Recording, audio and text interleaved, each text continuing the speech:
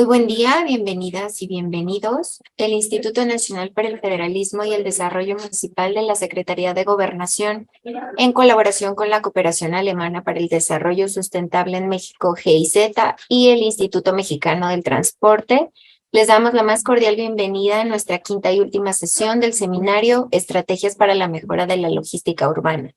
El día de hoy tenemos el tema Inteligencia Colectiva para la Logística Urbana, el cual tiene como objetivo exponer la importancia y recomendaciones para el trabajo colectivo entre los sectores público y privado para lograr la implementación de las diferentes estrategias de logística urbana. Agradecemos la participación de las y los servidores públicos de los estados y municipios que nos acompañan el día de hoy en la sala de Zoom y en nuestra sala contigua de Facebook. Les invitamos a que lo disfruten y sea de su utilidad este tema relevante. Les comentamos que en caso de presentarse alguna situación no planeada durante la sesión, como un sismo, pérdida de conexión a Internet o pérdida de luz, restableceremos la conexión para dar seguimiento a la sesión en el momento que nos sea posible. A nombre del INAFED, me permito presentar a nuestro titular, el licenciado Ignacio Valle Fernández. De igual forma, me permito presentar a mi compañero, el licenciado Ernesto Rodríguez Sáenz, director de descentralización aquí en el INAFED. El tema de este seminario será impartido por dos expertos del Instituto Mexicano del Transporte, el doctor Gastón Cedillo Campos, responsable técnico del Laboratorio Nacional CONACYT en Sistemas de Transporte y Logística, con sede con sede en el Instituto Mexicano del Transporte. Y el doctor Eric Moreno Quintero, investigador titular del mismo instituto. Muy bien, a continuación daremos paso a los mensajes por parte de nuestras autoridades. En este sentido, voy a darle voz a nuestro titular, el licenciado Ignacio Valle Fernández. Adelante, coordinador. Gracias, Yojaira. La Secretaría de Gobernación, a través de INAFED, saluda a todas y a todos ustedes que han considerado en nuestro criterio correctamente ingresar a este nuevo diálogo de INAFED que se realiza en cooperación con la GIS, que lo que significa es Cooperación Alemana para el Desarrollo Sustentable en México, una institución que en nuestra experiencia, en la nuestra, es magnífica porque aportan elementos con información muy sólida, seria, contemporánea, para elevar el rendimiento de diversas instancias de gobierno, en nuestro caso, específicamente la municipal. Hemos realizado 4 sesiones previas a esta quinta, que es la última de un seminario con GIZ que se llama Estrategias para la Mejora de la Logística Urbana. Los temas que hemos visto antes han sido, primero, aspectos generales sobre este tipo de logística, recomendaciones de mejoramiento en México, un tema muy específico de bahías de carga y descarga, pasos para implementar estas medidas.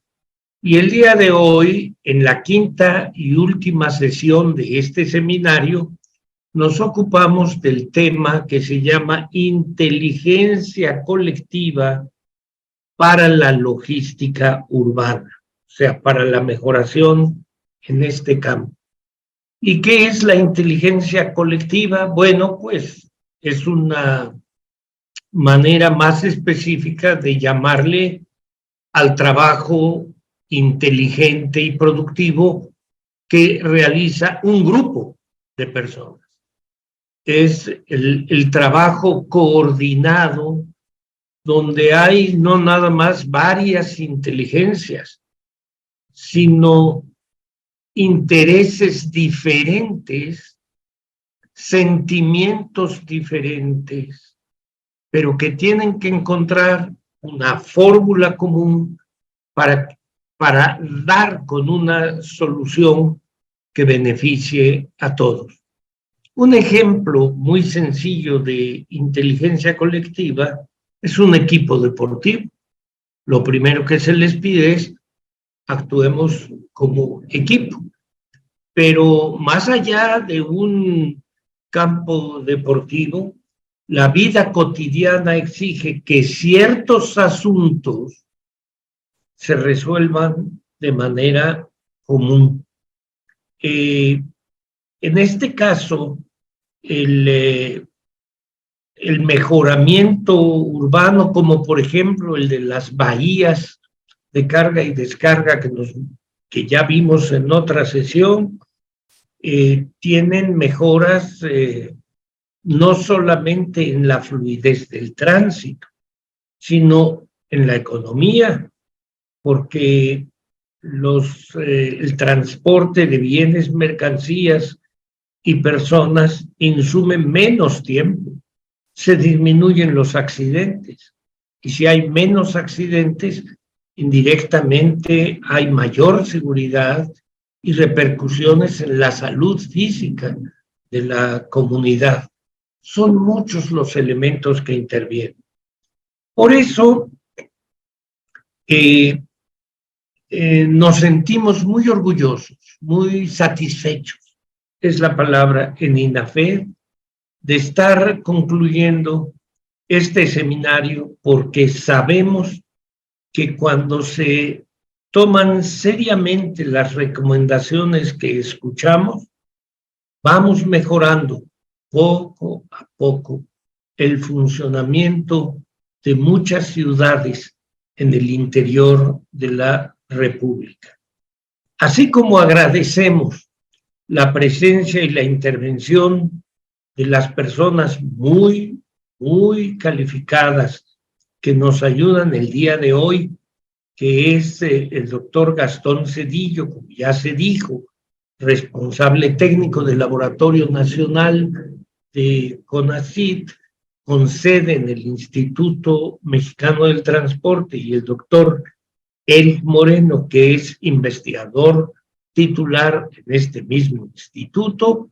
También estamos dando las más expresivas gracias a las personas e instituciones que auspiciaron el seminario. Me refiero a la señora Marita Brunmelmeyer, que es directora residente de GIZ en México, y al doctor Alberto Mendoza Díaz, que es el director del Instituto Mexicano del Transporte. Gracias a su voluntad, pudimos realizar este seminario y llevar conocimientos que no quedan así en la esfera del gabinete de estudio, sino se trasladan precisamente a los ámbitos donde pueden tener mayor aplicación dichos conocimientos. La vida municipal.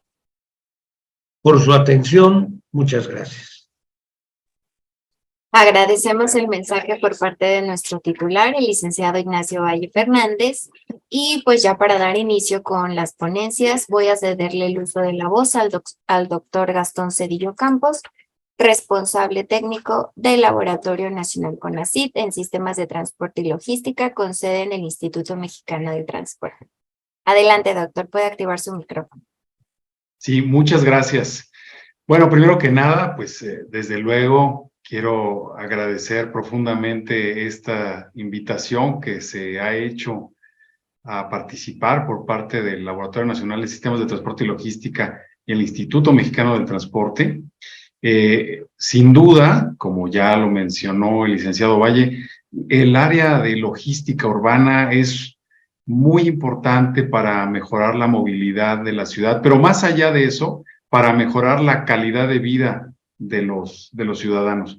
Y sin duda los municipios, pues son el elemento clave que va a permitir que esto vaya permeando, es decir, cada uno de las personas asistentes el día de hoy pues van a ser una semilla que va a llevar a su propio ámbito, a su propio municipio, esta información donde cuando hablemos de movilidad, pues no solamente pensemos en personas, sino también en carga. Ya hemos visto a lo largo de las sesiones cómo, digamos, el movimiento de mercancías resulta ser casi alrededor del 40% del problema de movilidad. Entonces, cuando no hablamos de la mercancía, estamos, digamos, ocultándonos a la posibilidad de resolver el tema de movilidad, el reto de movilidad, de una manera integral, ¿no? Entonces, bueno, en ese sentido, el día de hoy, nuestra intervención va muy enfocada a resaltar pues la importancia de este enfoque que de hecho, bueno, pues no es un enfoque, digamos, que escape al estudio de diferentes áreas, surgió en otras áreas diferentes a la logística, me refiero a lo que es la inteligencia colectiva. Sin embargo, bueno, el día de hoy precisamente vamos a ver una aplicación a este tema de la logística urbana. Entonces, bueno, estamos iniciando esta sesión 5 y quiero pues resaltar el hecho de que dentro de los trabajos de investigación que se desarrollan dentro del Laboratorio Nacional CONACYT en Sistemas de Transporte y Logística, se tomó la decisión ya hace algunos años de pues explorar las bondades de la inteligencia colectiva hacia resolver problemas de logística, porque nos hemos dado cuenta que cada vez se está volviendo más compleja la interacción entre los diferentes actores. Sabemos que además, para poderlo resolver, sobre todo en el ámbito urbano, hay diferentes perspectivas, diferentes retos, en fin, diferentes objetivos, etcétera, que es complicado resolverlos a través del enfoque tradicional que se había estado manejando, que es mucho el de optimización, ¿no?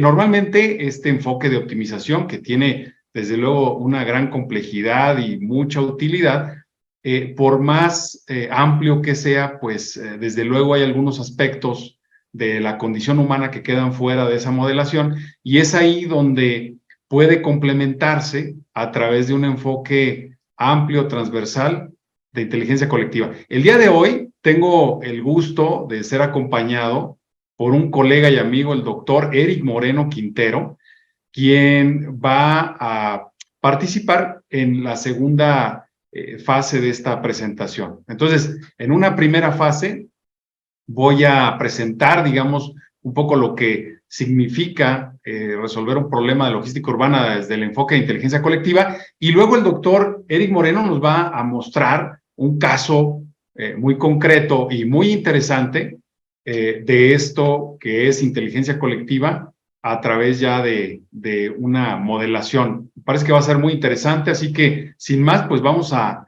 iniciar. Desde luego nosotros estaremos muy contentos de recibir sus comentarios y sus preguntas al final de la sesión, porque todas estos comentarios o preguntas que se puedan vertir son de interés para orientar, reorientar, perfeccionar lo que serían estas presentaciones, y de esta manera, pues cada vez hacerlo pues más digerible, más aplicativo, ¿no? Más aplicado. Bueno, la agenda del día de hoy está articulada alrededor de 3 puntos, ¿no? La primera es, vamos a hablar sobre la complejidad urbana desde un enfoque de logística, desde luego. El segundo punto tiene que ver con la inteligencia colectiva en logística. ¿Qué significa eso en el área de logística? Y un tercer punto muy importante, muy interesante, es la paradoja de Bress, ¿no? Y sobre eso no voy a develar más, porque el doctor Eric Moreno nos va a enriquecer con lo que significa esta paradoja de Bress. Pero sí les digo que va a ser de bastante interés, y incluso va a ser de aplicación para su actividad diaria dentro de los municipios. Bueno, vamos a iniciar con lo que es complejidad urbana. Bueno, en este punto, como ya lo hemos estado revisando a lo largo de las diferentes sesiones, podemos ver que en el crecimiento de las ciudades está involucrado no solamente pues el hecho de contar con diferentes actores, sino que cada uno de ellos tiene también diferentes intereses, diferentes necesidades, etcétera, diferentes aspiraciones incluso dentro de lo que es la vida urbana. Esto ha dado como resultado en una de los aspectos más visibles el tema de congestión, ¿no? En ese sentido, bueno, esta es una imagen, de hecho, dinámica. En este momento no lo parece, pero bueno, es una imagen dinámica de cómo el tráfico se comporta a lo largo de un día para esta ciudad en específico, que es el centro de la ciudad de Dublín en Irlanda, y podemos ver, pues, ciertas zonas y ciertos horarios en los cuales la congestión se hace más presente. Ahora, esta congestión, pues, hemos estado a lo largo del tiempo muy dados a quererla explicar de una manera muy simple, pensando sobre todo en los vehículos particulares, ¿verdad? Es decir, que se ha pensado que al resolver el tema de los vehículos particulares, pues el tema de congestión automáticamente va a ceder. Sin embargo, hemos visto a lo largo del tiempo que la congestión pues es multivariable, ¿no? Multifactorial, y en ese sentido pues está también involucrada el movimiento de la carga, está involucrado el movimiento incluso de viajes que son realizados a través de plataformas, ¿no? En fin, tenemos diferentes aspectos que desde luego requieren pues de un ordenamiento. Cuando hablamos ya de esta complejidad urbana, pero desde el punto de vista de logística, pues nosotros estamos pensando, ya más enfocado en la parte logística, estamos teniendo pues una serie de paradigmas sobre los cuales estamos trabajando. Muchas veces cuando nos han hablado de cadenas de suministro y que ahora es un término muy utilizado, seguramente muchos de los que estamos aquí, o si no es que todos lo habremos escuchado, más ahora cuando se habla de tendencias como el nearshoring, ¿no? Donde se está viviendo esta relocalización de empresas en nuestro país, y esto está haciendo que tengamos pues una mayor intensidad de flujos de carga. Pero la cuestión es que cuando pensamos en cadenas de suministro, las pensamos de una manera lineal, es decir, pensamos en este diagrama que ustedes ven ahí, donde tenemos a proveedores de tercer rango, de segundo rango, centros de distribución, ensambladores, por poner el ejemplo de la industria automotriz, y después el envío a concesionarias, puntos de venta, etcétera, pero lo vemos de una manera muy lineal, ¿verdad? Pensamos que son, pues precisamente como su nombre lo dice, una cadena, ¿no? La cadena de suministro, que eso era lo que, pues, se tenía hace algunos años. Sin embargo, con el tiempo hemos podido observar que se está volviendo, pues, más complejo, y un estudio de la Universidad de Oxford, mapeando lo que sería la cadena de suministro, la supuesta cadena de suministro de una sola planta, la planta de Toyota en Japón, pues vamos a ver que tiene en realidad pues esta imagen, ¿no? Que es realmente bastante compleja, porque lo que estamos viendo es ya proveedores que surten a diferentes marcas, que están localizados con diferentes plantas en diferentes partes del mundo. Entonces ya se vuelve eso en realidad una red, ¿no? Una red compleja. Si entonces a la complejidad urbana le sumamos esta complejidad de los flujos de mercancías a través de las cadenas de suministro, pues vamos a tener pues ya varias capas de complejidad. En ese sentido, pues hemos visto que algunas de las soluciones o de las propuestas que se ha dado para tratar de resolver esa complejidad es el de buscar consolidar carga, ¿verdad? Es decir, que vamos a tener lo que le llaman hub, es decir, puntos de consolidación de flujos, donde vienen como un aeropuerto, ¿no? Donde vienen flujos de diferentes orígenes, se consolidan en ese lugar y luego vuelven a salir a otros destinos para hacer rentables las operaciones. Entonces, en logística, esto pues es una práctica que ya tiene tiempo. Sin embargo, con el crecimiento del comercio electrónico, hemos visto cómo nosotros como consumidores estamos, digamos, pues empujados o estamos tentados, ¿verdad?, a tener nuestras mercancías en en un tiempo de entrega cada vez más reducido. Entonces, esto está llevando a que no haya el suficiente tiempo para hacer la consolidación y por lo tanto, si bien es cierto que las empresas, los operadores logísticos se las ingenian, porque además ha crecido el volumen, para consolidarlo de manera más rápida, pues la realidad es que esta aspiración como consumidores de tener productos cada vez más rápido, lo que está generando es un mayor impacto en el medio ambiente y también una mayor complejidad en los flujos dentro de la ciudad. Entonces, eso también abona a la congestión de tráfico, ¿no? Porque estamos viendo incluso entregas que ahora se tienen que hacer en vehículos cada vez más pequeños. Si antes, a través de la consolidación, se podían llevar vehículos grandes, ¿verdad?, para que al consolidarlos bajen los costos de transporte por producto, ¿no? Tenemos un vehículo más grande con más productos, entonces el costo de mover ese vehículo se divide entre más productos, por lo tanto, pues el costo de transporte para cada uno de esos productos es menor. Sin embargo, como ahora estamos, digamos, interesados en recibirlo lo más pronto posible, pues esos vehículos han tendido a ser cada vez más pequeños, de tal modo que incluso ahora, pues hay entregas a través de motocicleta.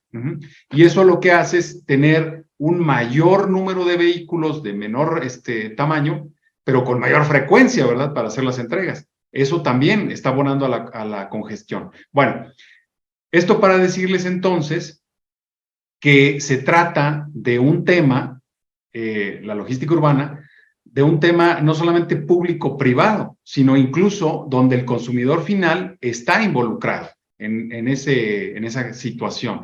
Lo que sucede es que, pues, regularmente no tenemos a lo mejor el reflejo de pensar sobre eso que podría generarse, porque además también a veces no tenemos, pues, información. Ahora, recientemente, se está probando en Estados Unidos algo que le llaman un botón verde, ¿no? Y ese botón verde significa que uno va a estar dispuesto, con la idea de contaminar menos, de esperar un poco más para la entrega de producto. Es decir, que uno va a poder contribuir con el hecho de poder esperar un poco más para la entrega, va uno a contribuir a que se haga una mejor consolidación de mercancías y entonces esto haga que no sea necesario que haya más vehículos pequeños circulando sobre las vialidades. Pero bueno, esto es un tema que también nosotros como tomadores de decisión en los municipios tendremos que reflexionar y transmitir, ¿verdad? Habrá que hacer una campaña de difusión, pues para que el cliente final comprenda que esperar, si no es de urgencia máxima, esperar 3, 4, una semana, pues podría beneficiar mucho al medio ambiente y a la calidad de vida dentro de las ciudades. En todo caso, es un hecho que se requiere, pues, tener puntos de transferencia de esa carga. Ya hemos visto también que esos puntos de transferencia requieren de instalaciones, requieren de terrenos, requieren de infraestructura. Lo hemos escuchado recientemente en las noticias nacionales como el primer impacto de este nearshoring son los espacios para tener almacenes, puntos de producción, etcétera, ¿no? Bueno, lo mismo va a estar sucediendo ya al momento de la distribución. Por ahora nos preocupamos en los puntos de producción y muchas veces pensamos, bueno, esa producción se va a exportar, pero en realidad también está creciendo el consumo interno, por lo tanto, esa entrega a zona urbana va a requerir de puntos de transferencia y muchas veces en los planes de desarrollo municipal no se tiene previsto ese tipo de espacios. Muchas veces se piensa más, por ejemplo, las zonas de construcción de vivienda, etcétera, etcétera, pero pocas veces se tienen definidos espacios para operaciones logísticas. Entonces, hay un punto importante en el que hay que reflexionar. Por el otro lado, también pocas veces se piensa en estos espacios donde los vehículos de carga van a llegar para hacer las entregas, ¿no? Y ya, por supuesto, ahí se ha hablado de las bahías de carga y descarga, pero también para las nuevas construcciones, por ejemplo, de oficinas, pues debería estar reglamentado precisamente el tener un espacio para que esos vehículos de carga puedan llegar a esos edificios de oficina y hacer el abastecimiento. Miren, les platico a guisa de anécdota. En mi caso personal, hago un envío de un paquete de documentos a través de una mensajería y resulta que ese paquete, al momento de entregarlo, es a una oficina gubernamental, pero antes de hacer la entrega me habla la persona que lo va a entregar, el courier, me habla y me dice, ¿puede usted avisar a la persona que va a recibir este paquete que baje por ella porque nosotros no nos permiten estacionarnos? Entonces le digo, bueno, resulta que este paquete va a un secretario, no le puedo decir que baje por ese paquete, ustedes tienen que subir a la oficina a entregarlo. Y entonces, pues ahí se hace un pequeño debate porque dice, pues que la autoridad no me permite estacionarme afuera y tampoco tengo un punto donde parar. Entonces, imagínense nada más una cuestión que me parece extraña, de hecho, pero sin embargo sucede porque esto no se ha reflexionado que un edificio de oficinas es un polo atractor de mercancías, así sean solamente documentos, ¿no? Entonces, esto nos debe llevar a pensar cómo en nuestros municipios tenemos que facilitar esa actividad que finalmente es necesaria para que la ciudad funcione y para que tenga una competitividad económica, ¿de acuerdo? Entonces, un punto aquí que ustedes pueden ver aquí en la presentación es que pues es necesario prever esas licencias dentro de las licencias de funcionamiento, el que haya esos espacios para la carga y descarga. Muy bien. Bueno, como ya habíamos estado platicando, pues en realidad hemos visto que la congestión urbana, pues hasta en un 40% es generada por la distribución urbana de mercancías.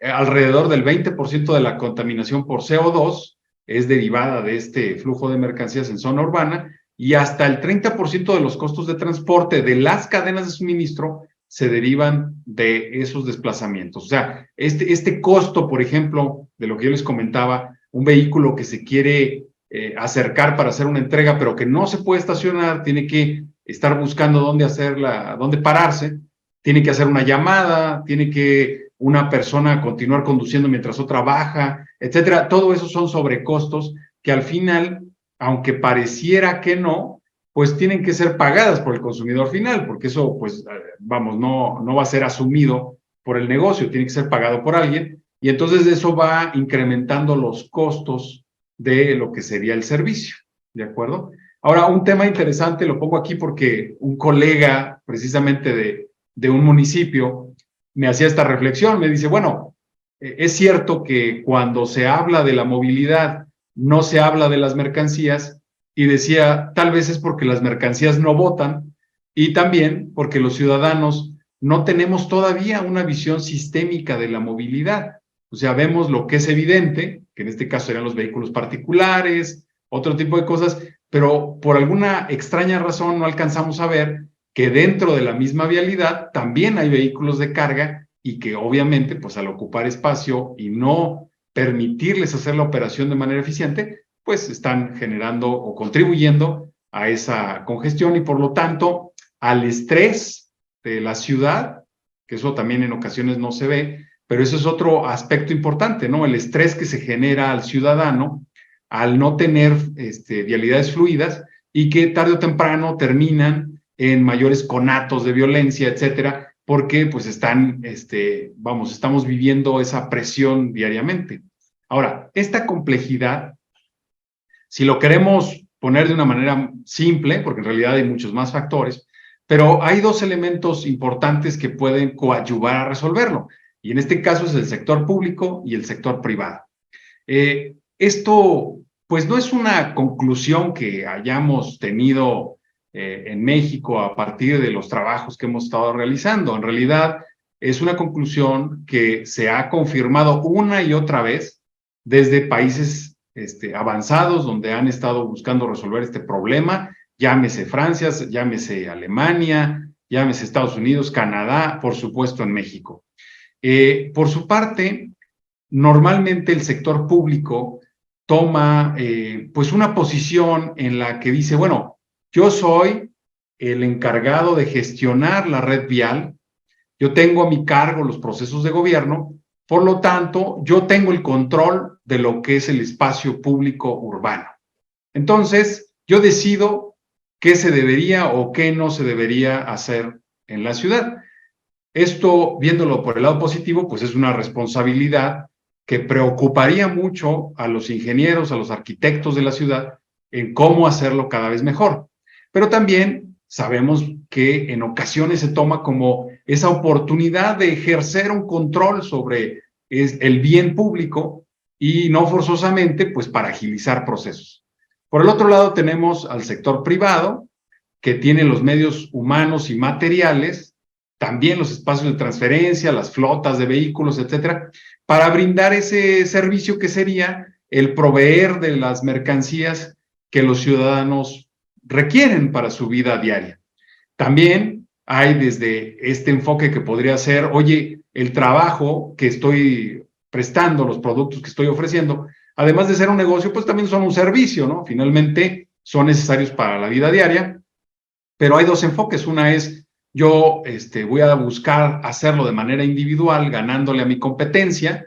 Si puedo tener un margen mayor incrementando precios, pues lo voy a hacer. Pero por el otro lado también está empresas que dicen, bueno, realmente esa no debería ser la carrera que debemos llevar, porque finalmente, pues también el consumidor va a estar limitado por su presupuesto, ¿no? Y finalmente, pues lo que queremos es mantener una operación a lo largo del tiempo.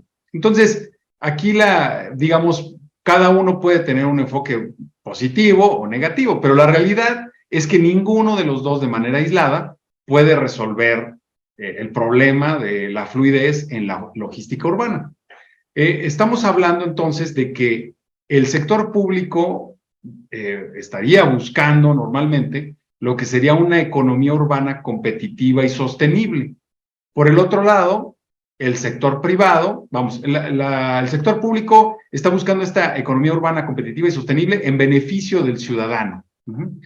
El sector privado busca cadenas de suministro también competitivas y sostenibles en bien de su negocio, pero también, pues, con esta exigencia que tenemos cada día más los consumidores, de que sabemos que nuestro dinero, que nuestra compra, de alguna manera está alimentando una cadena de suministro que es responsable o no, ¿verdad? O sea, no podemos dejar de pensar que si nosotros estamos comprando cierto tipo de producto y sabemos que ese producto está dañando la naturaleza, está pues probablemente no pagando salarios justos, etcétera, nosotros al comprar somos contribuyentes de ese sistema de producción, ¿no? Entonces, el sector privado en realidad pues ya se ha dado cuenta y por supuesto, entre su interés propio, pero también con el ánimo de contribuir, pues están buscando tener cadenas de suministro sí competitivas, pero también sostenibles. Entonces, si se dan cuenta, al final hay una confluencia de intereses en realidad que puede ser o no evidente, pero esto está cada vez acercándose más a que las dos partes tengan que verse pues para poder resolver este gran reto. Bueno, el tema para el sector público es cuál va a ser el involucramiento que le puedo dar o que yo puedo tener con el sector privado para que en realidad podamos tener pues esta lógica de manera articulada. El sector privado también se pregunta cuál es la dinámica que tengo que llevar con el sector público para que haya una relación ganar-ganar. Bueno, para empezar, tiene que haber conocimiento en los dos lados, ¿no? El sector público tiene que conocer de logística y tiene que tener claro que lo que va a buscar, como lo vimos en sesiones pasadas, lo que tiene que buscar es coadyuvar a la eficiencia del sector privado, pero su elemento central es que tiene que beneficiar al ciudadano, ¿no? Por su parte, el sector privado tiene, desde luego, la intención de ser responsable socialmente, pero tiene que garantizar que sea un negocio rentable, si no de otra manera, pues no va a existir. Entonces, en ese sentido, es donde se empiezan a encontrar esos puntos de confluencia. Por ejemplo, el sector público facilitando la apertura de operadores logísticos, ¿no? Que estos operadores logísticos especializados lo que van a servir es para ayudar a esa fluidez. Y por su parte, el sector privado con la gestión socialmente responsable de esos flujos, es decir, siempre tratando de evitar los recorridos de vacío, ¿no? Van en su propio interés, porque van a bajar costos, pero también, al mismo tiempo, pues van a buscar evitar que haya, este impacto al medio ambiente, ¿no? Bueno, sobre este tema específico de inteligencia colectiva en logística, vamos a ver que Pierre Levy, un profesor de París 8, de la Universidad de París 8, tiene una definición muy interesante, ¿no? Dice, bueno, la inteligencia colectiva es una forma de inteligencia universalmente distribuida, ¿no? Porque hay dos enfoques, uno de inteligencia colectiva que se basa en la inteligencia computacional, ¿no? También, o sea, pueden poner diferentes máquinas a resolver un problema, pero sobre todo el enfoque de Pierre Levy es que cómo podemos hacer que diferentes mentes de personas confluyan para resolver un tema complejo. Entonces, por eso es esta su definición, ¿no? Es una forma de inteligencia colectivamente distribuida, constantemente mejorada, porque en la interacción vamos a buscar hacer esas mejores, coordinada en el tiempo, que resulta en una efectiva movilización de competencias. Y lo resume de una manera muy sencilla. Dice, nadie lo sabe todo, pero todos sabemos algo. Y en ese sentido, él lo que propone es desarrollar esos métodos en los que podamos, primero, aceptar que el problema es complejo y por lo tanto no tenemos la respuesta en lo individual, pero sí podemos obtener una respuesta cuando organizamos a un grupo diverso, muy importante, diverso. ¿Diverso en qué sentido?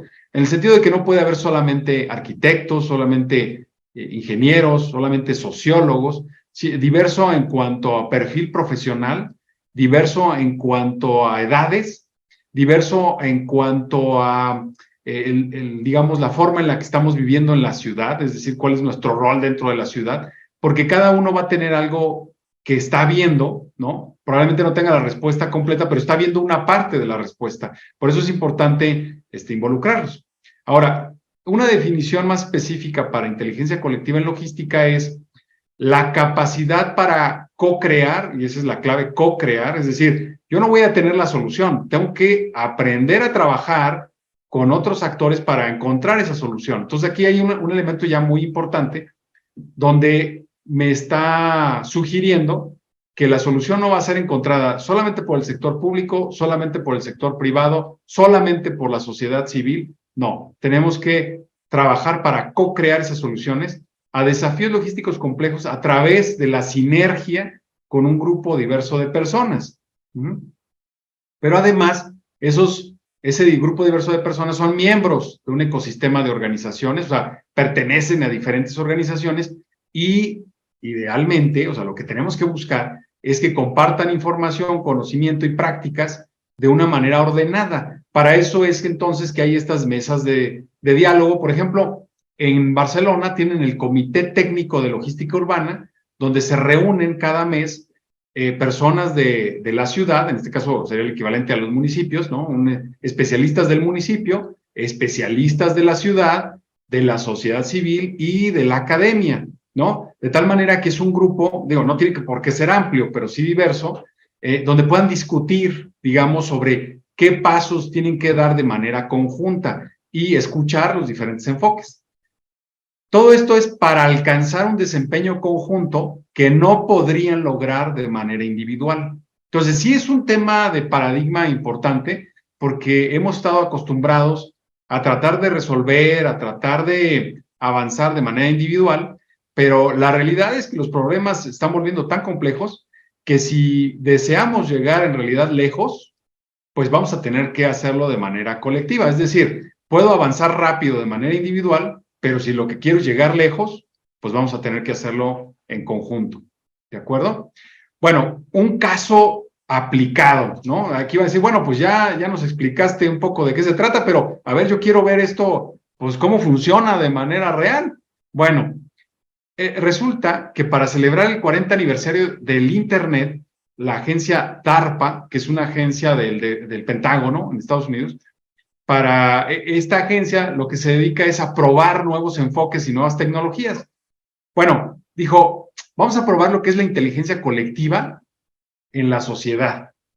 Bueno, No es de logística urbana la aplicación, pero yo creo que sí es interesante esta aplicación. Lo que hicieron fue ubicar 10 globos rojos en todo el territorio del país, sin decir dónde estaban. Simplemente dijeron, colocamos 10 globos rojos de 2.5 metros de diámetro, están en todo el país. La única cosa que les podemos decir es que se puede llegar a esos globos a través de caminos. O sea, si hay caminos, calles, brechas para llegar. Es todo. Y dieron como premio $40,000 a la primera persona o grupo de personas que consiguiera localizarlos todos. Había que hablar y dar la latitud y longitud de cada globo, y si eran correctos los 10, pues recibían los $40,000, ¿de acuerdo?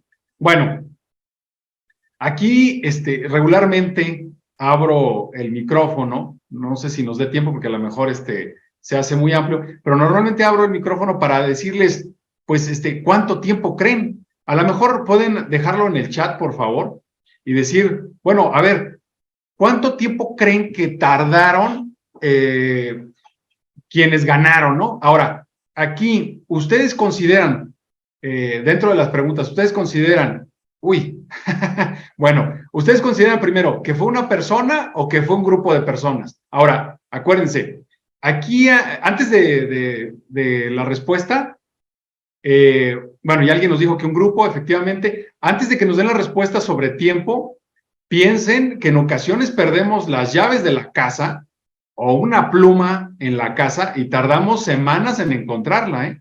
Ahora, imagínense, 10 globos en el territorio de un país tan grande. Bueno, piensen ustedes, 10 globos en su municipio, sin decir dónde están, o sea, nada más 10 globos, se acabó. Y alguien dirá, no, es que voy a la torre más alta y desde ahí los veo. No se veían, ¿eh? Entonces, acá, pues, ni con satélite, ¿verdad? Entonces, sí es importante pensar ahí un poquito, ¿cuánto tiempo creen ustedes que tardó? Y bueno, les platico rápidamente. Efectivamente fue un grupo. Ese grupo, hubo muchos grupos, ¿no? Pero los dos grupos que llegaron al final fue muy interesante porque investigaciones más recientes han dicho que para que la inteligencia colectiva sea exitosa, tiene que haber por lo menos dos tipos de incentivos. Un incentivo intrínseco y un extrínseco. Es decir, uno que tenga que ver con una cuestión que yo voy a ganar de manera concreta, vamos a decir, monetaria, y otra que tiene que ver con reconocimiento. Fíjense que me llamó la atención porque los dos que llegaron justamente escogieron dos enfoques diferentes. Uno de ellos escogió, claro, hacerlo en grupo, porque imagínense, pues es imposible, una sola persona, pues cómo va a poder encontrar 10 globos en todo un país. Pero resulta que establecieron una técnica muy interesante. Dijeron, vamos a separar la mitad del premio, es decir, $20,000 para el grupo que estaba lanzando la iniciativa, ¿de acuerdo? Eran estudiantes. Entonces, eran 5 estudiantes y dijeron, vamos a separar $20,000 para nosotros que estamos organizando la iniciativa, pero los otros 20,000 los vamos a repartir. ¿Cómo los vamos a repartir? Persona que nos dé la latitud y longitud de uno de los globos y se verifique que sí, efectivamente, ahí está. Es decir, nos manda la latitud, longitud, nos manda una foto y de alguna manera se puede verificar por otra persona. A esas dos personas, tanto a la que lo declara como a la que lo verifica, una vez que nosotros pasemos, que ganemos, pues, porque en ese momento no tienen el dinero, a ellos les vamos a dar una cantidad. No recuerdo, la verdad, creo que $1,000, pónganle, ¿no? Pero a la persona que nos diga que alguien le dijo, ¿verdad?, que por ahí estaba el globo en tal lugar, a esa persona, si después alguien lo valida, ya como estas dos que les decía, con la latitud y longitud y alguien que lo ve y le saca una foto, pero a esa persona que nada más dio una pista, a esa le dieron alrededor de $100, ¿no? Entonces, fue una motivación completamente basada en la ganancia, ¿no? De recursos. Bueno, esa fue una. La otra fue un grupo que dijo, voy a lanzar esta iniciativa, pero lo que yo voy a proponerles es que todo el recurso que se gane, ¿no? Si se gana, se va a donar a estas casas donde cuidan niños, ¿no? Entonces fue más por el motivar a las personas para hacer el bien. ¿de acuerdo? Bueno, al final, fíjense que los dos quedaron muy cerca porque uno dio los datos de los 10 globos y a los 15 minutos el otro lo logró, o sea que estaba muy cerca, la verdad. Pero el que ganó al final fue el que tuvo el incentivo monetario, ¿no? Ahora, lo que les quiero decir no es que es mejor el monetario que el... No, al contrario. O sea, de hecho, lo que se ha podido comprobar es que tiene que tener un balance, porque sucede que hay personas que se motivan por la parte del reconocimiento y hay otras personas que se motivan, aunque no sea totalmente, tienen un porcentaje mayor por reconocimiento, y otros que se motivan más por el tema monetario. Entonces, la sugerencia es que debe haber un balance entre los dos para atrapar o para llamar a un mayor número de personas. Bueno, ahora sí, les voy a decir dónde estaban ubicados y cuánto se tardaron. 9 horas. O sea, créanme, yo creo que si lo pensamos, es fabuloso que en 9 horas se pueda encontrar 10 globos que estaban en X lugar. O sea, ahorita ustedes están viendo ya las localizaciones, pero en su momento no sabían, no tenían ni idea de por dónde podrían estar. Entonces, lo que les quiero decir,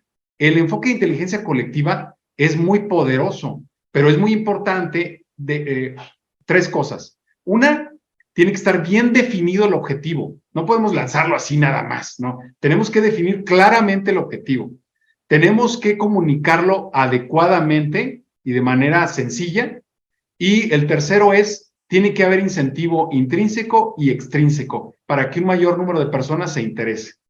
Entonces, pónganse a ver que ellos lo lanzaron a través de Facebook y de Twitter. ¿Cuántas veces nosotros usamos esas herramientas y no forzosamente somos llamados, ¿verdad? Por lo que dice ahí, por la publicidad, etcétera. Entonces, sí hay o sea, tenemos que reconocer que transmitieron muy claramente el objetivo, o sea, y vamos, está muy definido y lo transmitieron claramente.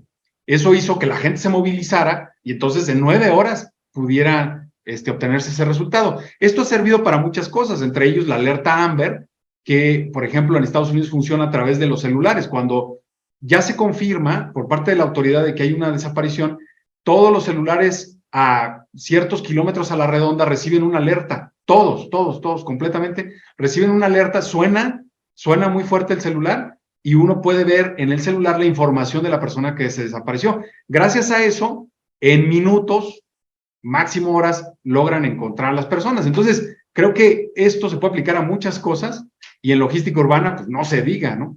Pero bueno, vamos a continuar. Aplicaciones de inteligencia colectiva en logística urbana. Bueno, específicamente, en general está Wikipedia, ¿no? Pero luego, para temas de logística urbana, pues está ahora la entrada de Uber Freight, está MyWays, que ahora ya lo compró en la América Latina, es Mercado Libre, donde lo que hacen es que van a, digamos, por así decir, a contratar a personas como ustedes, como yo, que tienen trayectos, ¿no?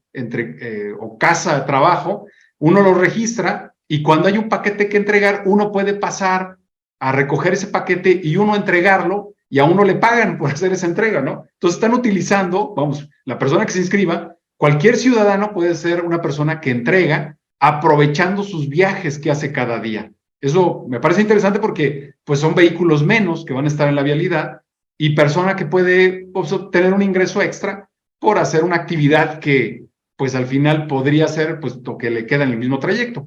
Waze es también un elemento de inteligencia colectiva porque nos ayuda a encontrar las mejores rutas evitando la congestión. Y otras de las aplicaciones que ustedes ven ahí, lo que hacen es entregar mercancías a través de bicicletas, pero de una manera bastante interesante. Y voy a, ya para pasar a la siguiente diapositiva, llamo la atención sobre esta aplicación que se llama Mobileye, muy interesante, que tiene una participación ahí Intel, esta empresa de procesadores, porque lo que hace es colocar cámaras de video en los vehículos de carga y entonces todos los camiones, su ideal es que todos los camiones tengan una cámara, ¿no? Pero en ese sentido todos los camiones se vuelven entonces vigilantes de la infraestructura, porque están transmitiendo video y ese video detecta los baches, detecta si la señal está caída, pero también puede leer placas de vehículos reportados como desaparecidos, como robados. Entonces, imagínense que todos los vehículos circulando son elementos que están entregando información sobre algún posible pues, vehículo desaparecido o daño a la infraestructura. Entonces, bueno, hay muchas aplicaciones que se están desarrollando ya con el tiempo. Bueno, en el sector público, pues algo muy importante es que tenemos que pasar de dejar hacer, es decir, de todas estas aplicaciones que se están generando, pues a realmente reunirnos con ellos y decir, oye, qué bueno que tengas operaciones en la ciudad, pero ¿cómo lo hacemos de tal manera que no se genere mayor problema? Porque de otra manera, no dialogando con ellos, pues cada vez va a haber más aplicaciones, todas utilizando la infraestructura, y eso pues va a generar también pues mayores intereses, mayores rivalidades por el uso de la infraestructura. Tenemos que evitar que se creen esas tensiones entre los intereses de grupo y el interés general que cada uno de nosotros dentro de los municipios pues estamos llamados a defender. Por otro lado, entonces es importante desarrollar un enfoque de sistemas, es decir, más amplio, buscar ese enfoque de colaboración madura, ¿no? De tratar de sentar a empresas incluso que son competidoras, pero para dialogar y tener pues un sistema de torre de control, es decir, ver los flujos que están sucediendo dentro de la sociedad. Tenemos que evitar esa relación simplista causa-efecto, ¿no? O sea, pues, ¿cómo le hago para mejorar la congestión? Pues construyo más vialidades. Oye, si me van a cerrar la vialidad, ¿automáticamente es congestión? No, hay algo interesante que revisar al respecto. Entonces, en inteligencia colectiva lo interesante es no ir con esta idea de la estrategia que le llamo yo de genio coyote, ¿no? ¿Se acuerdan de esta caricatura que existía, ¿no?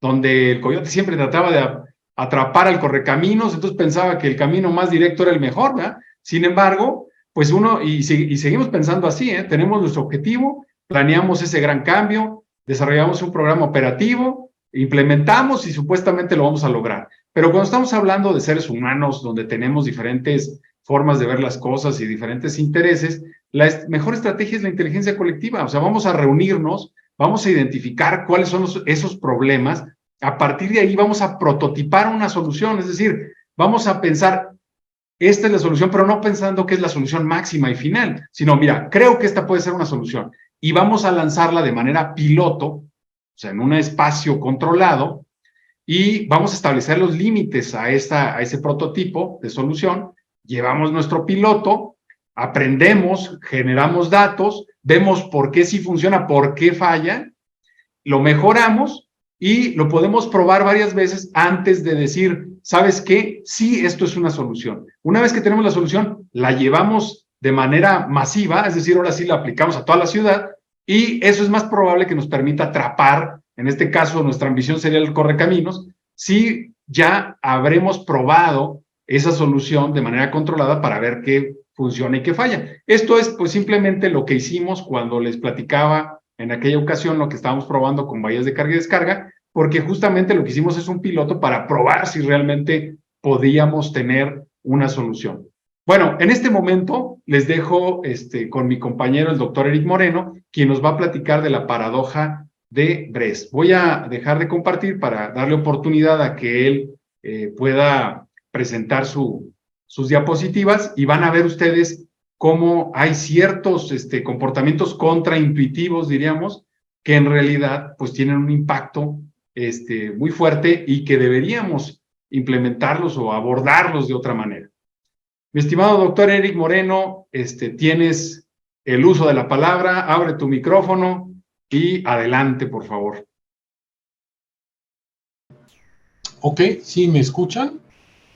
Te escuchamos bien, Eric. Adelante, compartir Correcto, pantalla. voy a compartir pantalla para entrar aquí y irme directamente a... Ok, ¿se ve esa presentación? Sí se ve, Eric. Adelante. Bueno, gracias por su atención. Yo les voy a hablar de esta paradoja de Bres que ha mencionado el doctor Cedillo y que tiene que ver con una circunstancia pues no muy intuitiva. La paradoja de Bres habla de la posibilidad de que la apertura o creación o construcción de nuevas calles con la intención de aliviar la congestión del tráfico tenga más bien el resultado contrario. En el año 68, Dietrich Bres, un matemático alemán de la Universidad del Ruhr en Alemania, encontró un modelo de tráfico donde ocurría que al agregar una nueva avenida a la red urbana, el tráfico no mejoraba, sino todo lo contrario. Este hecho, que es contrario a la intuición, también pasa a la inversa. Si abrir una nueva avenida empeora el tráfico, lo opuesto sería cerrar alguna avenida que está en uso y la consecuencia sería que el tráfico mejora. Eso es algo que uno no se esperaría, pero se han documentado casos reales. Aquí muestro 3, la calle 42 en Nueva York en el año 90, en Rouen, Francia, 2012, el puente Matilde, en Varsovia, en Polonia, en 2015. Hay otros casos más que se reportan en la literatura, se encuentran en internet, por supuesto. Y entonces eso nos lleva a pensar qué es la congestión vial. Bueno, la congestión vial aparece como un aumento del tiempo usual de traslado y consecuentemente con la reducción de la velocidad. Cuando hay pocos vehículos en la vía, pues todo el mundo está contento, no hay congestión. Es lo que se llama en ingeniería de tránsito la condición de flujo libre. Si hay unos cuantos autos o casi no hay nadie, yo puedo manejar a la velocidad de diseño de la carretera sin ningún obstáculo. Sin embargo, a partir de cierto volumen de tráfico, cuando ya empiezan a haber más vehículos en el camino, la entrada de nuevos vehículos me obliga a reducir la velocidad y por tanto aumenta mi tiempo de traslado. Bien, esto se ilustra, se suelen utilizar curvas de flujo-velocidad que muestran, este es un caso de una carretera británica, inglesa, la Rural D2, los datos son del Departamento de Transporte del Reino Unido, y aquí se muestra cómo a medida que la ocupación vehicular en el eje horizontal aquí abajo va aumentando, el volumen, aquí dice PCU, que es Passenger Car Units, que es equivalentes de vehículos de pasajeros, incluyendo camionetas, camiones, etcétera, y se ve que la velocidad de diseño de 110 se mantiene constante prácticamente mientras no se llegue a un flujo crítico, que es de cerca de 2.400 vehículos por hora. A partir de ese momento la velocidad empieza a decrecer hasta que se llega a 45 kilómetros por hora cuando están saturados. El camino ya no aguanta más, capacidad 4.860 vehículos por hora. En la línea punteada se ve el tiempo. El tiempo va aumentando desde una condición mínima de 9 minutos el trayecto a una condición de 24 minutos. Esto ilustra qué es lo que pasa con la congestión. ¿Qué impactos tiene esto? Bueno, seguramente disminuye la velocidad y aumenta el tiempo de viaje. Con esa consecuencia, obviamente, se consume más combustible. Si los vehículos están circulando durante más tiempo, el motor está trabajando durante más tiempo de lo usual, se consume más combustible y hay más emisiones contaminantes. Además, el tráfico provoca estrés emocional y físico de los conductores, afecta su salud y además les quita tiempo a los conductores, a los pasajeros que podrían dedicar a la familia, al descanso, al entretenimiento, alguna otra cosa que pueda mejorar sus vidas. ¿Cómo se modela esto? ¿Cómo se puede construir algún tipo de representación que nos permita estudiar esta congestión? Bueno, desde el punto de vista de ingeniería de transporte están las funciones volumen de mora, que es una formulación matemática para calcular cuánto aumenta el tiempo de recorrido a medida que aumenta la ocupación del camino por los vehículos. Esto permite estimar cómo se reduce la velocidad conforme aumenta el flujo y cómo aumenta el tiempo de viaje. Ahora, estas funciones se han estudiado en el ambiente del transporte. 3 típicas conocidas son la función BPR, que fue propuesta por el buró, la oficina de caminos públicos, que ahora ya desapareció, pero ahora la heredó la Federal Highway de los Estados Unidos, la agencia, la función de lineal a trozos de los británicos, que es lo que les mostré hace un momento, y la función cónica de demora. Las fotos de las gráficas, las funciones matemáticas, las fórmulas, se las presento simplemente como para dar una idea de las cosas que se manejan. Aquí el TDX quiere decir el tiempo que tarda en recorrer el tramo o la carretera, donde X es lo que cambia según cambia la ocupación vehicular en porcentaje de la capacidad. Aquí se calcula con esta formulita, lo mismo la función cónica de demora tiene estos parámetros que hay que calibrar, tomando datos del camino, haciendo observaciones y luego para saber cuánto vale alfa, cuánto vale beta, etcétera, ¿no? La función de demora de Axelic también es otra que ha sido usada bastante en el medio urbano, y la generalizada. La intención de mostrarles estas fórmulas no es precisamente entrar a hacer álgebra o cálculo, sino decirles que estas fórmulas son las que utilizan los algoritmos que se encargan de resolver esta cuestión. Por cierto que la función generalizada costo-demora tiene incluido un parámetro phi que está aquí abajo, que es el valor del tiempo. No hemos hablado aquí mucho de valor del tiempo, pero el valor del tiempo es una característica muy importante para la vialidad. ¿Cuánto vale el tiempo del usuario que está atorado en la congestión? Si es un médico que va a dar consulta a un paciente que tiene una urgencia, pues es importantísimo, vale muchísimo, ¿no? Ese tipo de cosas también se consideran en estudios de transporte. Bueno, ahora, ¿cómo lo hace uno en la práctica? Bueno, en la práctica uno no lo hace echando mano de estas fórmulas con un lápiz y un cuaderno, sino que utiliza software especializado en planeación del transporte. Hay varias marcas de software. Dos muy conocidas son Transcad, que es una marca norteamericana, y PTB, que es una marca alemana. Si ustedes ven aquí la lista, yo les estoy mostrando el propio Transcad o el propio VSUM. Mencionan en su documentación que ellos usan la función BPR, la función cónica, la función de Axelic, lo mismo dice acá el paquete de VSUM, dando a entender a los usuarios que están utilizando la metodología aceptada, la metodología convencional, que ya ha sido probada, los modelos matemáticos que han demostrado ser capaces de representar la congestión. Y eso le da garantía al usuario de que está utilizando la tecnología aceptada y la tecnología más reciente, ¿no?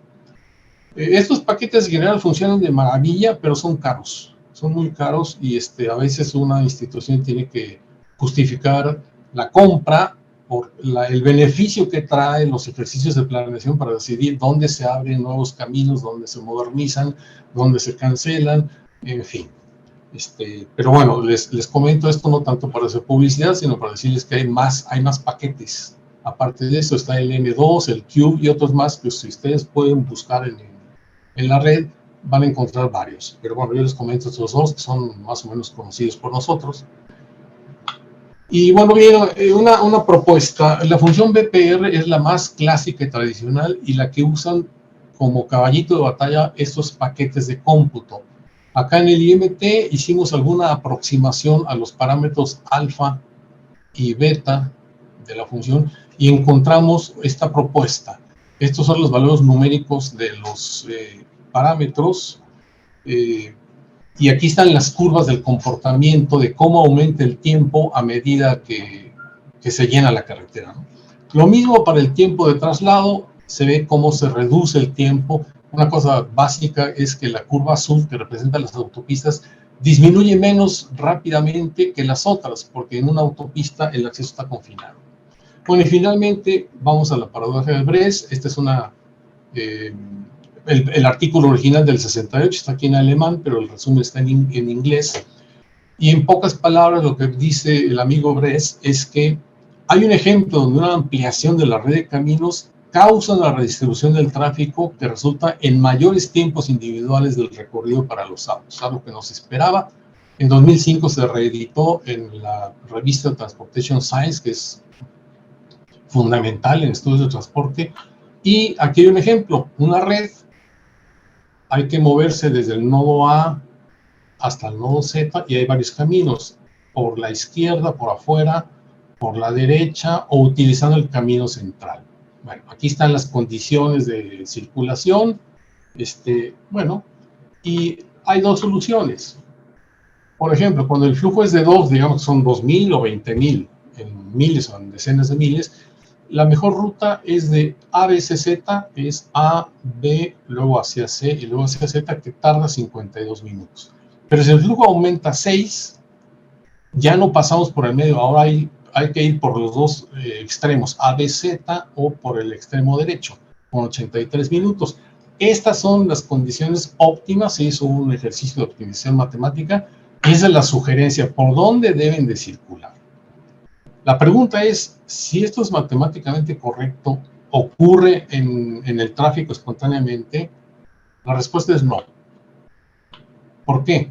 Porque en la práctica cada quien busca su propio camino con sus propios intereses y entonces ocurre lo que se llama el equilibrio del usuario. Todas las rutas que están en uso para un cierto destino tienen los mismos tiempos de recorrido. Ya no hay manera de mejorarlo. Y en este caso, con esta solución, el tiempo sube a 92 minutos en lugar de 83. Eso hace pensar entonces que esto se provocó por el caminito que está en azul aquí en medio, que proporcionó una especie de bypass, de desviación para llegar al destino y que empeoró la circulación original. Aquí hay un ejemplo básico que construyó aquí un grupo de estudiantes de un taller de planeación urbana patrocinado por la Asociación Matemática Norteamericana, y muestra el caso recuerda el caso de Nueva York, que cerró el paso de coches a la calle 42 un día de festejos, y no hubo cuello de botella, sino que al revés, los flujos vehiculares mejoraron, y de hecho la ciudad empezó a considerar dejar el área de uso peatonal exclusivo. Aquí hay una animación de estos muchachos donde se les muestra, voy a empezar aquí con la mención, flujos vehiculares que están ocurriendo en esta red por un camino, algunos van por arriba, otros van por abajo. Noten que al centro está bloqueado, no hay paso. Y los tiempos de trayectoria aquí están, 1.9, 1.6, global 1.9, 1.8 es variable. No va más lejos. Vean qué pasa ahora cuando el simulador abre el camino central y deja que lo usen, que empiecen a utilizarlo. Hay nuevos vehículos que empiezan a cambiar la ruta y empiezan a moverse de una manera distinta. Y entonces, los tiempos que estaban aquí arriba ya no se quedan en 1.8, empiezan a crecer, es decir, se tardan más que antes. Cosa que suena rara, dado que agregaron a la vialidad un nuevo tramo para dar más servicio. ¿Y qué es lo que pasa? Que empeoran los tiempos de recorrido. Suben hasta 2.07, como lo ven aquí. Y bueno, esa es la idea de la paradoja de Bress. Agregar infraestructura, en este caso, empeoró. O sea, abrir este nuevo tramo a la circulación les dio un resultado peor que si no lo hubieran abierto. Bueno, ya termino con esto. Bueno, ¿qué tanto ocurre la paradoja? Bueno, pues no ocurre muy a menudo, pero llega a ocurrir. Aquí hay un par de artículos que hablan de eso. Depende también del tipo de camino, de la demanda de los viajes, pero se ha presentado en la realidad más de una vez. Y entonces viene, para terminar, esto que les estoy comentando, es la postura de Luis Mogwitz. Esta postura nos dice que a medida que los caminos se construyen, más tráfico surge para ocuparlos. Es lo que se habla de la demanda inducida. ¿Por qué? Porque con el nuevo camino, vehículos que usaban rutas alternas ahora usan el nuevo camino. Usuarios de fuera de horas de pico ahora usan el nuevo camino, y otros que no lo usaban, que estaban en el transporte público, cambian al nuevo camino.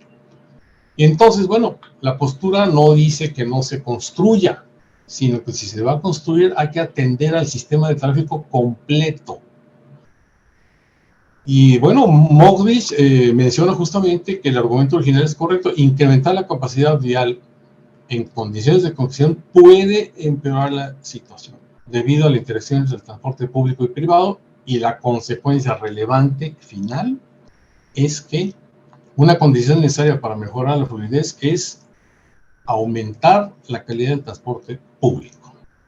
Eso deja pues abierta la posibilidad de que cómo vamos a hacer que esto funcione, cómo mejorar el transporte público de una manera segura, y eso de alguna manera nos va a permitir mejorar realmente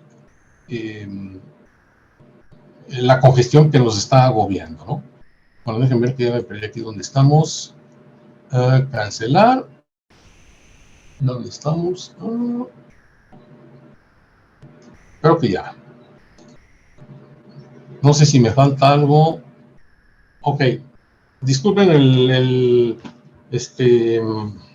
atascón, pero estamos en el medio corto de tiempo. Bueno, yo espero que más o menos haya quedado claro. Si hay preguntas, por favor, con toda confianza.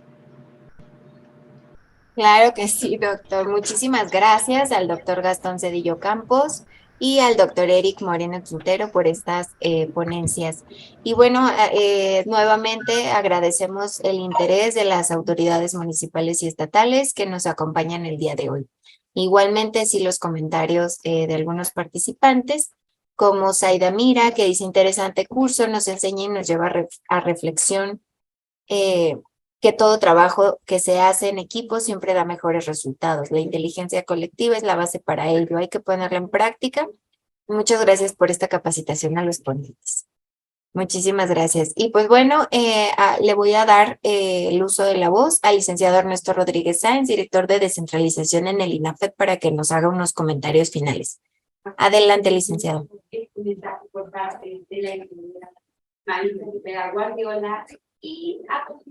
Licenciado Ernesto, ¿me escucha?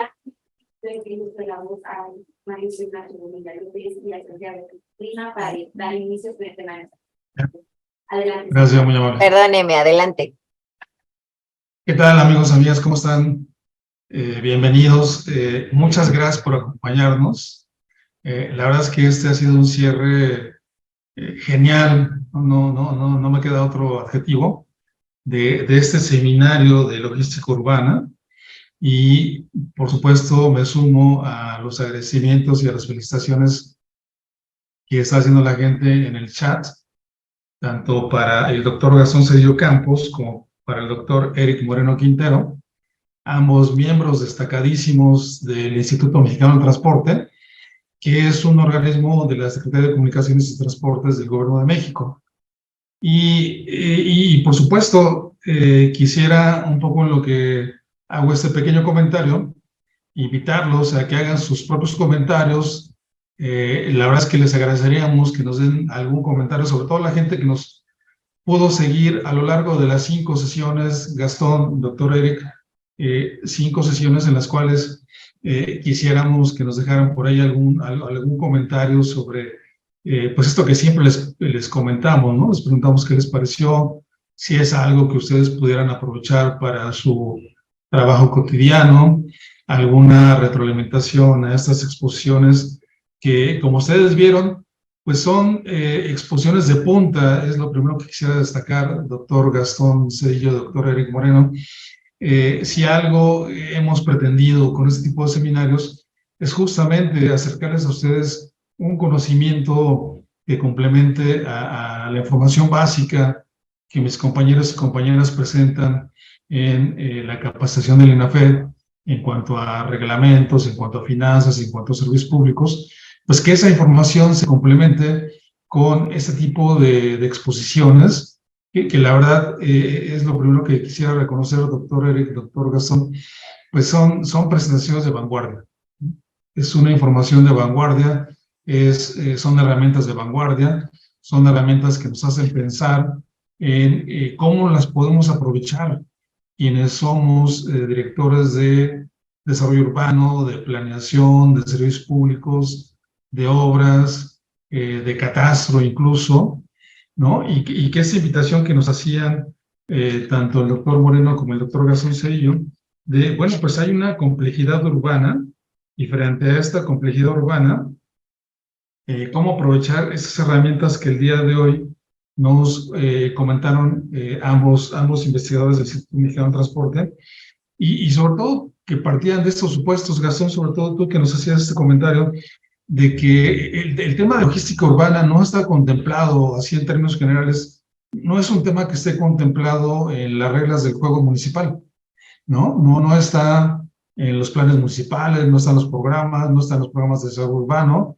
y pues ahora a lo largo de estas 5 sesiones hemos visto la importancia, el potencial, los problemas que incluso pudiéramos resolver, ¿no? Si es que abriéramos brecha con algunos aspectos básicos como el que ustedes nos fueron presentando a lo largo de estas 5 sesiones, empezando con un tema en su momento decíamos relativamente sencillo como el tema de las bahías de carga y descarga, y que pues ahora se van, con la exposición del día de hoy, pues se va haciendo realmente más evidente el potencial de aprovechar todas las herramientas que ustedes nos presentaron para tratar de beneficiar la gestión pública municipal y particularmente aquella que tiene que ver con el tema de la movilidad urbana.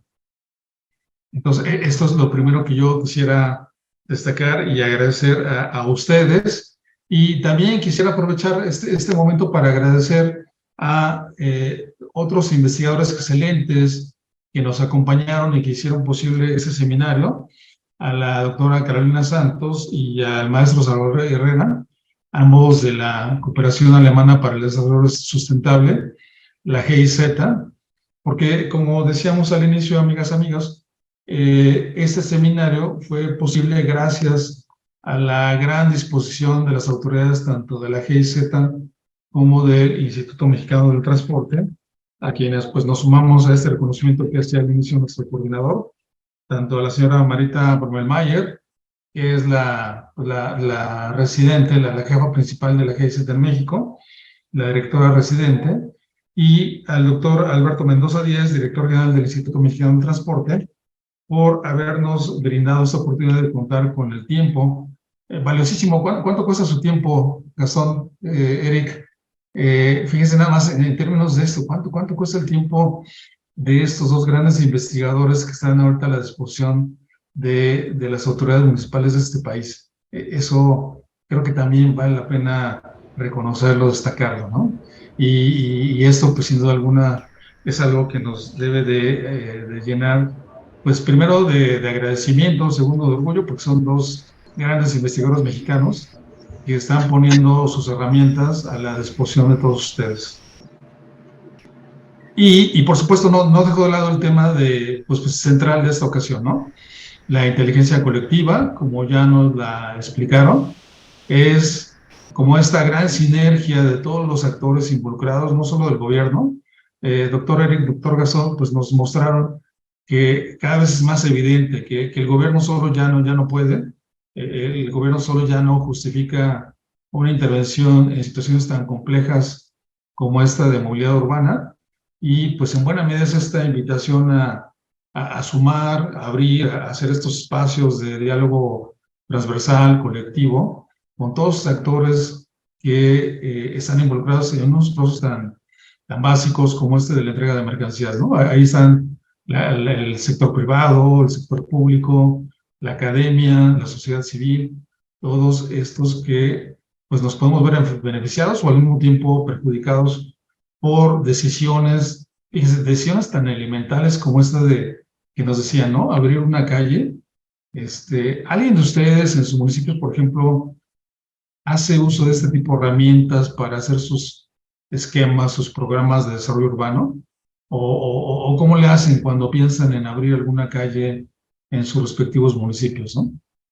Entonces, quizá todo esto, pues es lo que nos lleva a destacar la gran calidad, primero, de la investigación, y segundo, pues la aportación para todos ustedes, amigas que nos están escuchando, y que, bueno, pues quizá todo esto no solo es útil para la reflexión, sino también está a la disposición a través del Instituto Mexicano de Transporte, que sería como un último comentario, Gastón, doctor Eric, de todo esto, al final que nos expusieron, qué tanto está a la disposición de una autoridad municipal y qué habría que hacer para poder acceder a todo esto que, pues, sin duda alguna, puede ser un valor agregado muy relevante para aquellas autoridades que quisieran enriquecer sus programas de desarrollo urbano. Dicho lo anterior, si esto les vale algún comentario al doctor Eric Moreno, al doctor Gastón Cedillo, adelante, por favor, y les agradecería. Sí, muchas gracias, Ernesto. Pues creo que has hecho un muy buen pues digamos, resumen, una muy buena englobe de todo lo que hemos estado comentando.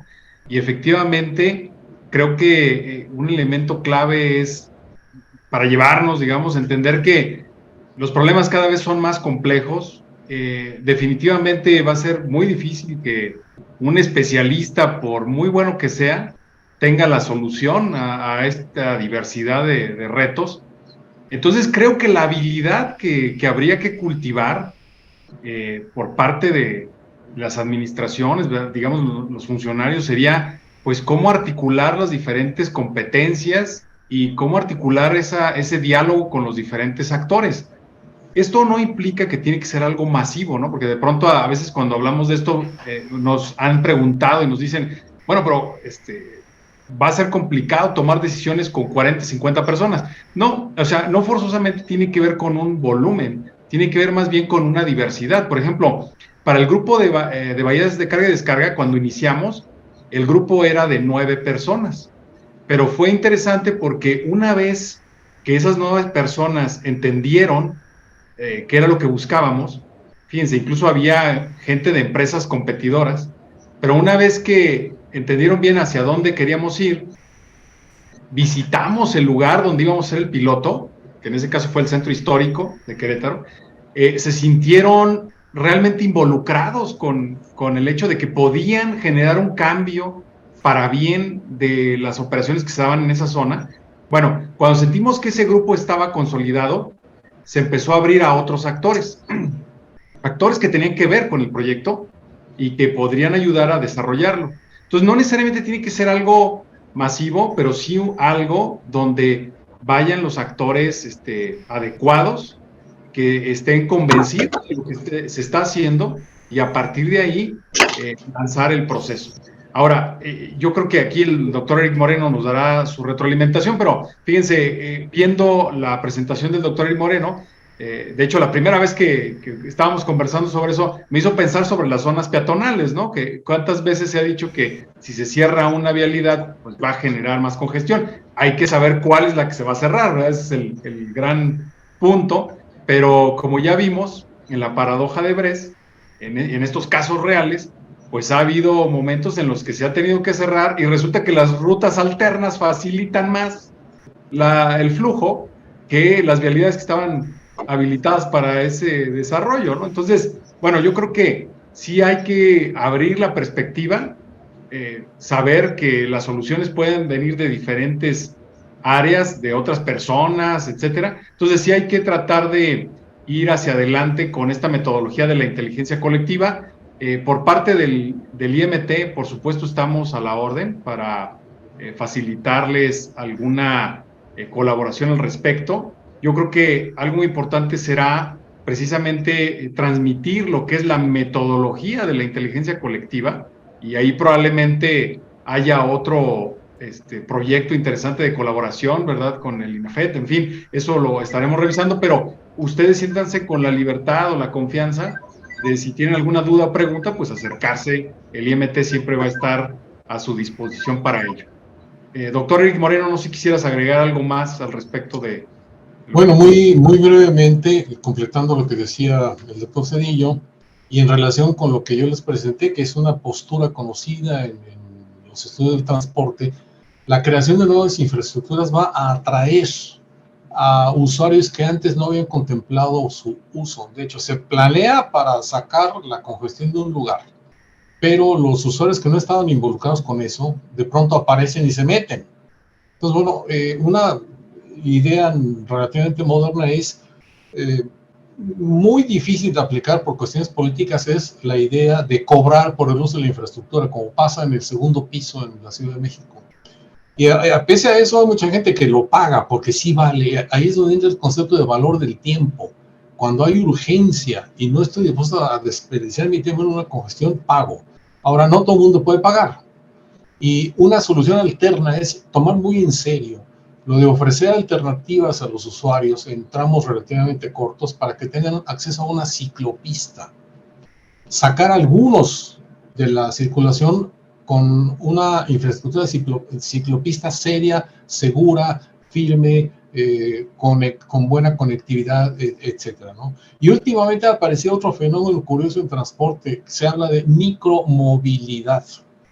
La micromovilidad incluye el uso de gente que yo lo veo con los estudiantes que usan una patineta o usan un patín del diablo eléctrico o una bicicleta eléctrica para moverse dentro del ambiente urbano. Eso, claro, lo saca de la posibilidad de utilizar un vehículo. Entonces, a poner atención a lo que pueda haber en esos modos alternos de transporte puede ser útil para descongestionar. Y bueno, en un caso muy extremo habría que pensar en la posibilidad de tarificar algunas infraestructuras que tengan muy buena calidad, porque también el usuario que siente que le cobran y puede protestar porque dice, bueno, yo estoy pagando impuestos, en fin, todo eso que se ha dicho muchas veces. Pero bueno, hay que buscar maneras, porque una infraestructura nueva de buena calidad va a atraer a un montón de usuarios y tarde o temprano, quizás muy pronto, el beneficio esperado se va a diluir. Entonces hay que pensar en otras alternativas. Insisto, las ciclopistas es un caso, atender a lo que está surgiendo en el terreno de la micromovilidad con otros vehículos que antes no se contemplaban.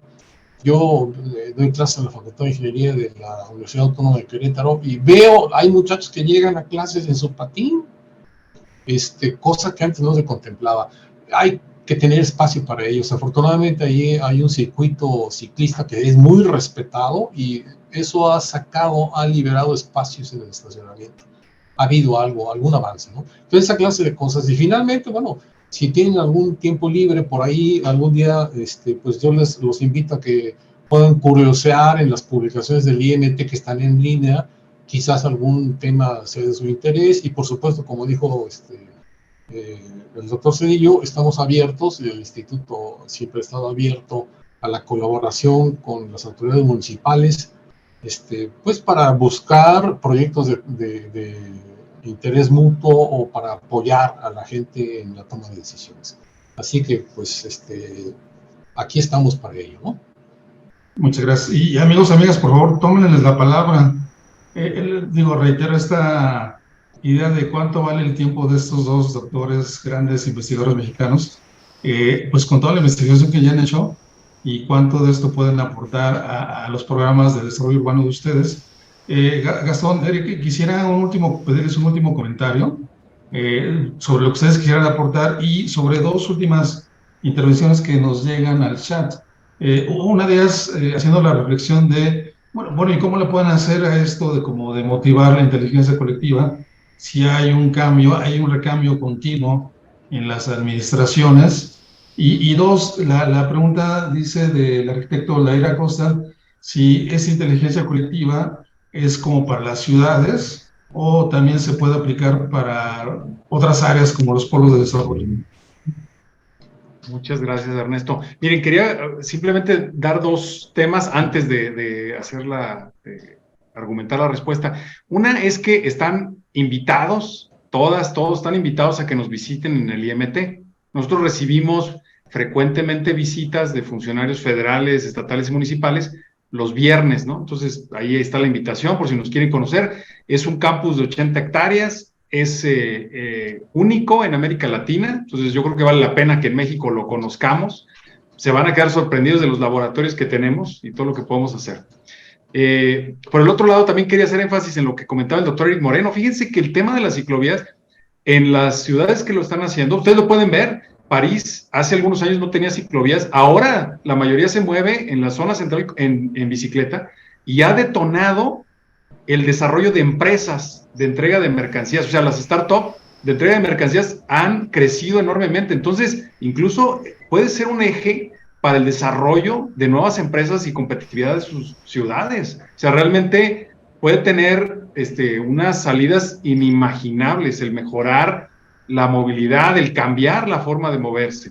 Bueno, por el otro lado, respecto al tema de la inteligencia colectiva, fíjense que el método desde luego se aplica a diferentes ámbitos, no solamente el tema de logística. Por ejemplo, este método lo están desarrollando, lo están llevando a cabo en la NASA, ¿no? Y bueno, hay todo un caso muy interesante, porque la NASA se dio cuenta cómo a través de ser tan especializados, estaban dejando de lado aspectos que los llevó a la larga en estos accidentes que han sido pues muy sonados, ¿no? Porque justamente técnicos que a lo mejor no eran tomados en cuenta por los grandes directivos cerebros de la organización, dieron la señal de alerta, pero no hubo mecanismos para que realmente esa información llegara a la toma de decisiones y se generaron estos accidentes. Entonces, realmente se puede aplicar a diferentes organizaciones, diferentes objetivos, pero como les comentaba, lo importante es que tiene que estar bien diseñado,